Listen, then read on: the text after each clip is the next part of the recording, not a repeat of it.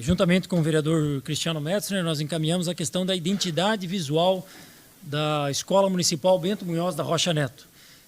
Essa escola é a nossa referência já há alguns anos com relação à educação especial, né? Educação de pessoas que têm dificuldade visual, dificuldade auditiva, e nós ainda não temos a identidade visual adequada para essa educação especial.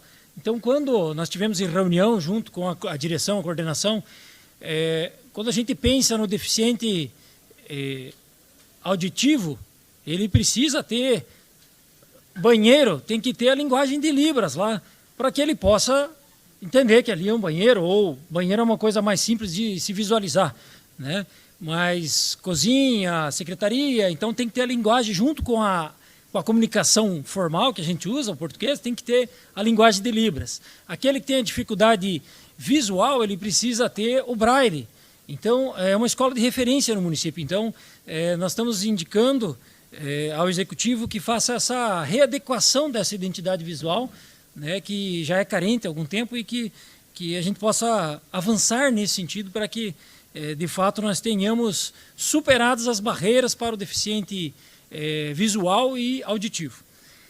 Outra indicação é com relação ao ponto de ônibus de transporte escolar, 2 pontos que nós identificamos que precisam de cuidado. Um ponto é na rua Porto Alegre, lá do outro lado da rodovia, da BR-163, no sentido do bairro Leste. Então, ali na rua Porto Alegre, quase na esquina com a rua Pastor Mário Hort, tem um ponto de ônibus ali que precisa de cuidado. Inclusive, o mato estava alto, não tinha acessibilidade. Então, nós precisamos dar uma readequada nesse ponto de ônibus, assim como também um outro ponto de transporte escolar, que o município agora fez investimentos no ponto de ônibus do transporte coletivo, bem importante, que ficou ótimo, está de parabéns, mas nós precisamos também pensar e avançar nos pontos de ônibus do transporte escolar. Lá no Sol Nascente também tem um que precisa de uma melhor infraestrutura para proteger as crianças nos dias de chuvas, porque como está hoje, ele tem realizado uma proteção parcial. E outro requerimento endereçado ao deputado federal Giacobo, em conjunto com o Dionir, e com o vereador Dionir e com o vereador Paleta, com relação à BR-163. Nós precisamos de medida eficiente com relação à BR-163. Né? Nós temos vistos, aqui desde o portal de Marechal até o município de Quatro Pontes, que ela está muito comprometida, né? São poucos investimentos que estão sendo realizados nos últimos anos. A duplicação não termina, é necessário nós nos engajarmos enquanto sociedade, todos nós vereadores, toda a sociedade organizada.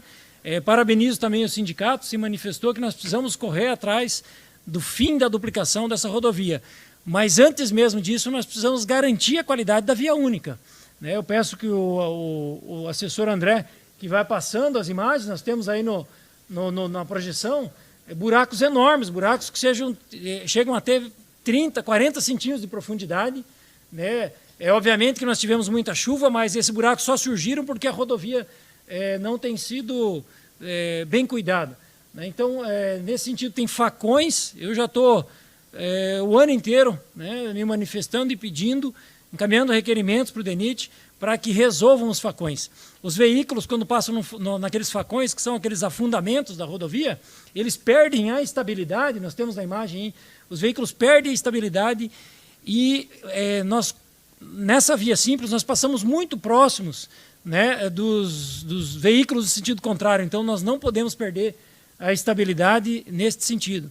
Então é importante que o DENIT, o governo federal, se manifeste e que faça a devida adequação desse trecho, bem como o nosso engajamento para que a gente conquiste, enquanto sociedade. Nós conquistamos a duplicação da BR-163 no perímetro urbano, ali naquela região industrial, com muito engajamento, com muita luta.